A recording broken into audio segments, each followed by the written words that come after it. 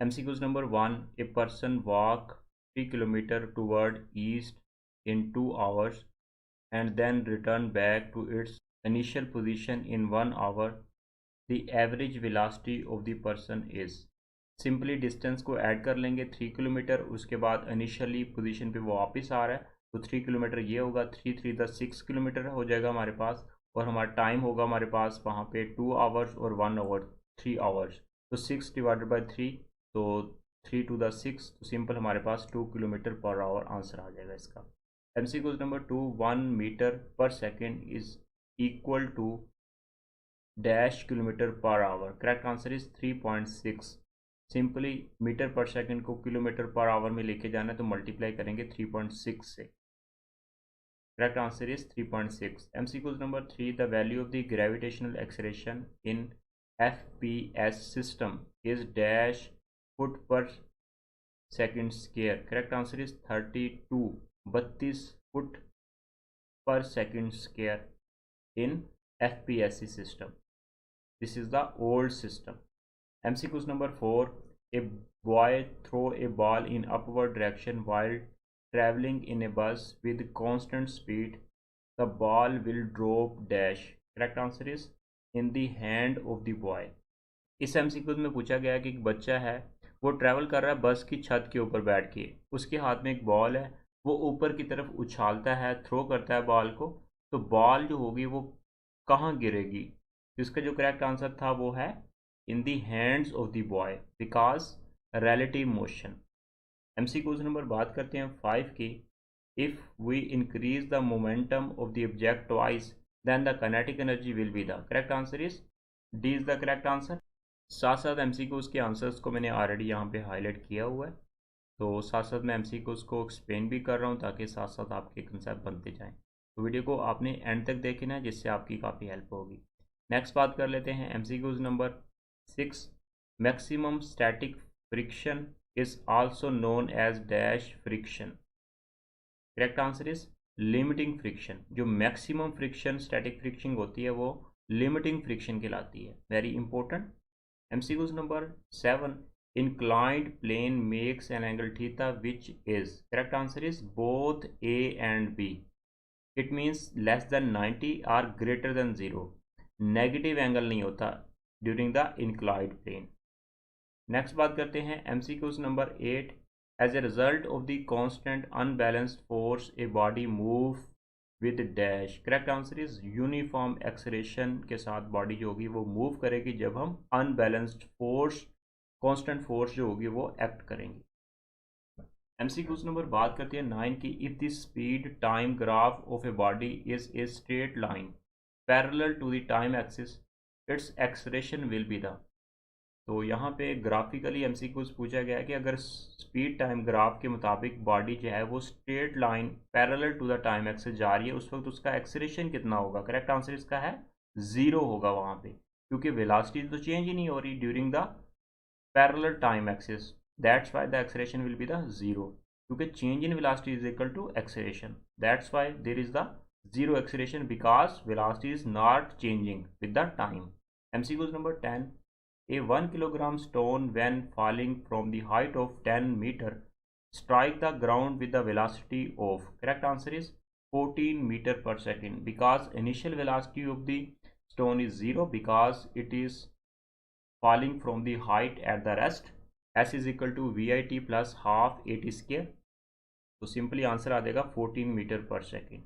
MCQs number 11. A body goes from the 2 meter to 8 meter mark and back 2 meter mark in 3 seconds. Its average speed is. Correct answer is 4 meter per second. Simply average का formula, तमाम distance को add करना है, तमाम time को add कर लेना है, उसके बाद डिवाइड करेंगे, आंसर आ जाएगा हमारे पास 4। नेक्स्ट बात करते हैं MCQs number 12. If the speed time graph of the moving body is a curve, the body move with dash. Correct answer is changing acceleration. क्योंकि बॉडी जो है वो मूव कर रही है कर्व पाथ में, उस वक्त हमारे पास स्पीड टाइम ग्राफ जो होगा उस वक्त हमारे जो बॉडी का जो एक्सेलरेशन जो होगा वो चेंज होगा बिकॉज उसकी वेलोसिटी भी चेंज होगी during the curve path, that's why acceleration will be the change. MCQs number 13, the rate of change of the linear momentum is equal to the force. Very important, rate of change of linear momentum is equal to applied force की equal होता है। MCQs number 14 की बात करते हैं। When a constant force is applied on a body, it moves with dash. Correct answer is constant acceleration. क्योंकि force constant apply हो रही है बॉडी के ऊपर, उसका एक्सलेशन जो होगा वो भी कांस्टेंट होगा, F is equal to ma rule के मुताबिक, न्यूटन सेकंड लॉ। नेक्स्ट बात करते हैं MCQs number 15, how many metres will a 20 kilogram ball starting from rest fall freely in 1 second? Correct answer is 4.9 metre.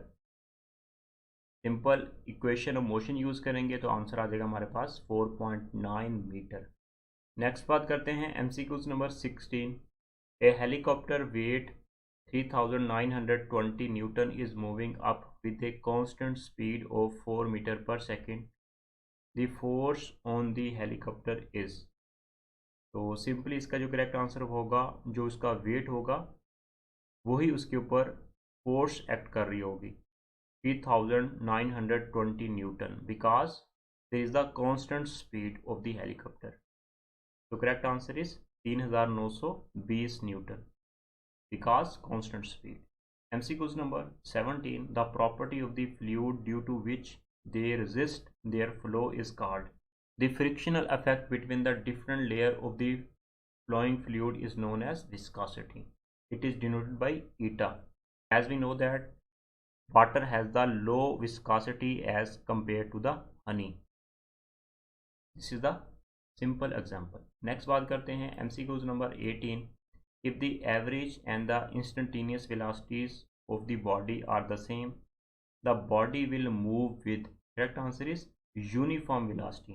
जब average और instantaneous लम्हाती velocities of a body same होंगी उस वक्त body move करेगी विद यूनिफॉर्म वेलोसिटी के साथ। It means उसका जो डिस्प्लेसमेंट जो होगा वो चेंज जो होगा वो यूनिफॉर्म होगा। MCQs नंबर बात करते हैं 19 की, under the influence of the constant unbalanced force a body move with dash, correct answer is uniform acceleration. जब एक बॉडी के ऊपर कांस्टेंट अनबैलेंस्ड फोर्स अप्लाई करते हैं तो उस वक्त बॉडी मूव करती है यूनिफॉर्म एक्सेलरेशन के साथ, क्योंकि उसकी जो वेलोसिटी होती है वो यूनिफॉर्मली चेंज होती है। Correct answer is B. Next बात करते हैं MCQs number 20, a stone is thrown upward with 98 meter पर second, time attain by the body is dash reach the maximum height. Simply time attain का formula use करेंगे, in the projectile motion वाले article में आपने पढ़ा होगा, वो formula use करेंगे तो आपके पास आंसर आ जाएगा 10 second. MCQs number 21, the product of the force and time is called, correct answer is momentum, it is also known as impulse. MCQs number बात करते हैं 22 की, the acceleration of the body moving down a frictionless inclined plane at 30 degree will be, correct answer is 4.9 metre पर second square acceleration. Next बात करते हैं MCQs number 23, the unit momentum is, momentum का unit क्या होता है, correct answer is newton second, because formula P is equal to mv। तो it is also written as kilogram metre पर second, so it is also written as Newton second. It is the unit of the momentum. MCQ number 24, when a body slide over a surface, then the kinetic energy and the static fraction are related as, तो ये हमारे पास kinetic energy का formula है, ये हमारे पास static fraction का formula है। तो इनके दरमियान जो रिलेशन होगा, करेक्ट आंसर उसका होगा जो हमारे पास काइनेटिक फ्रिक्शन जो होगी वो हमेशा कम होगी as compare to the static friction से। Is the correct answer. MCQ number 25, momentum is conserved, correct answer is all of the above in the elasticulayan, inelasticulayan, explosion, so all of the above. Momentum always conserved but kinetic energy changed in different cases. MCQ number 26, when a small sphere travel down a viscous fluid, it move with, correct answer is uniform velocity, because there is the small sphere traveled on a viscous fluid, then it will be the uniform speed.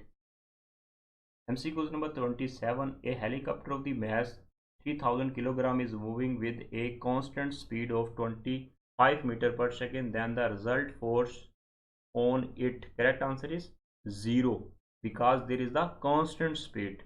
Then the resultant force will be the 0.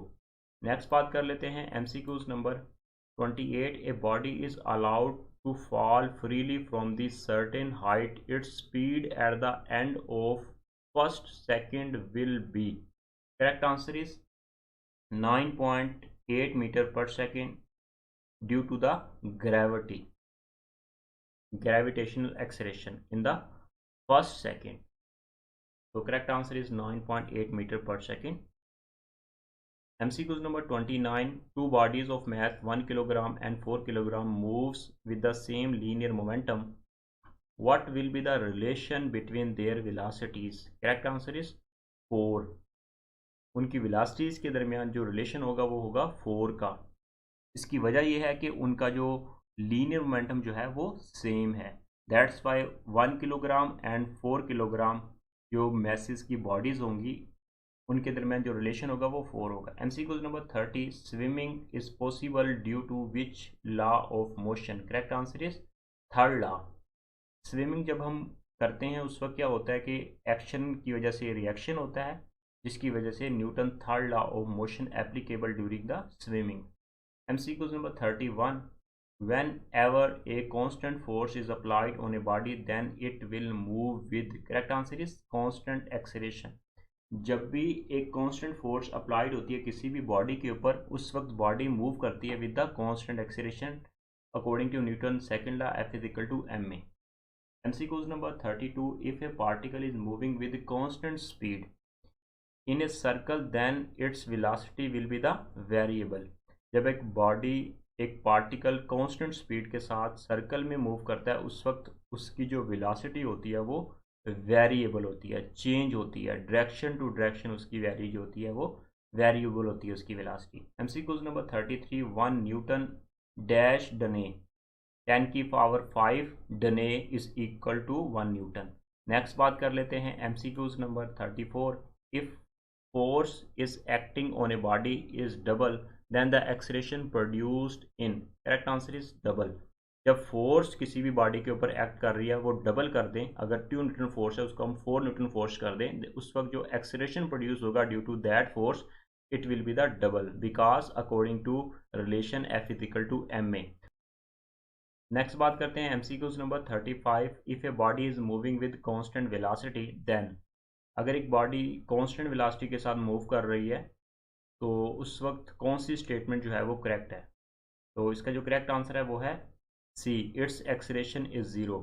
जब एक body constant velocity के साथ move कर रही हो तो उस वक्त बॉडी का जो एक्सेलरेशन जो होता है वो 0 होता है. तो हम एक्सेलरेशन को डिफाइन करते हैं change in velocity, rate of change of velocity is known as acceleration. जब वेलोसिटी के अंदर चेंज ही नहीं आ रहा होगा, कांस्टेंट वेलोसिटी होगी तो उस वक्त उसका एक्सेलरेशन जो होगा वो 0 होगा क्योंकि वेलोसिटी के अंदर चेंज नहीं आ रहा, वहाँ पे कांस्टेंट वेलोसिटी के साथ बॉडी मूव कर रही है. That's why correct answer is C. MCQ number 36. If a body is moving along a circle with the constant speed then. अगर एक बॉडी जो है वो मूव कर रही है along the circle with the constant speed. इस MCQ में पूछा हुआ है कि एक बॉडी जो है वो मूव कर रही है along the circle with the constant speed, उस वक्त कौन सी स्टेटमेंट जो है वो करेक्ट आकर. इसका जो करेक्ट आंसर है वो है इट्स वेलोसिटी इज चेंजिंग. क्योंकि बॉडी जो है वो मूव कर रही है along the circle with the constant speed, उस वक्त उसकी जो वेलोसिटी होगी, स्पीड और वेलोसिटी में फ़र्क है, वेलोसिटी जो होगी वो चेंज होगी at every point in the circle because direction to direction velocity will be the change. MCQ number 37. A body whose the momentum is constant must have the constant.